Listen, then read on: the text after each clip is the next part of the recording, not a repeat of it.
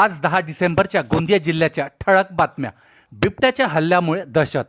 शहरालगतच्या कापसी भागात बिबट्याने आज पहाटे 2 ते अधिक लोकांवर हल्ला केल्याची प्राथमिक माहिती आहे। परिसरामध्ये पोलिसांचा मोठा बंदोबस्त तैनात करण्यात आला आहे। हत्या प्रकरणाचे आरोप।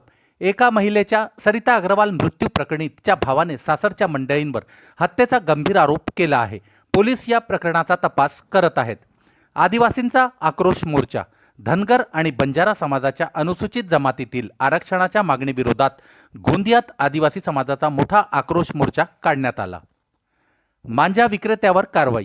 पतंग उडवणाऱ्या नायलॉन मांजामुळे झालेले अपघात लक्षात घेऊन गोंदियात मांजा विक्रेत्यांविरोधात पोलिसांनी कडक कारवाई सुरू केली आहे।